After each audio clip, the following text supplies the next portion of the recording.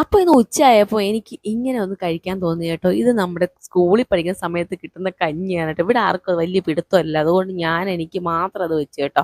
അങ്ങനെ ഞാനിവിടെ വിഴുക്ക് എടുത്തിട്ടുണ്ട്. പിന്നെ ഒരു ഫിഷ് ഫ്രൈയും കൂടെ എടുത്ത് കുറച്ച് സാലഡും കൂട്ടി ഇന്നത്തെ ഉച്ചയ്ക്കത്തെ കാര്യങ്ങൾ കുശാൽ. അത് കഴിഞ്ഞ് നമ്മുടെ അമ്പലത്തിൽ കമ്മിറ്റിയുണ്ട്, മാതൃസമിതിയുടെ ഊട്ടുപുര നിവേദ്യമുണ്ട്.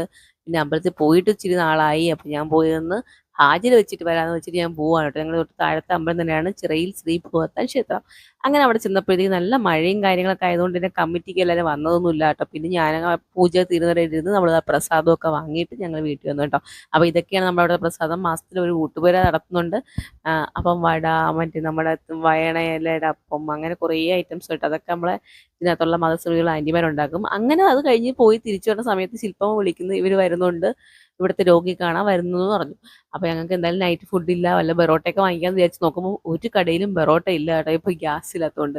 അങ്ങനെ പിന്നെ നമ്മളവിടെ സ്വന്തം രാജകുമാരിന്ന് മന്തിയും ഇതൊക്കെ വാങ്ങി അങ്ങ് അഡ്ജസ്റ്റ് ചെയ്ത് കേട്ടോ. അപ്പോഴത്തേക്ക് അവരെത്തി. അവരെല്ലാം ഫുഡും കഴിച്ചിട്ട് പോയി. കൊച്ചുള്ളത് കൊണ്ട് തന്നെ എനിക്ക് വീഡിയോ എടുക്കാൻ പറ്റിയില്ല കേട്ടോ. അവനെ എടുത്തുകൊണ്ടിരിക്കും, പിന്നെ അവർ ഫുഡ് കഴിക്കുന്ന തിരക്കിലൊക്കെ ആയിപ്പോയി.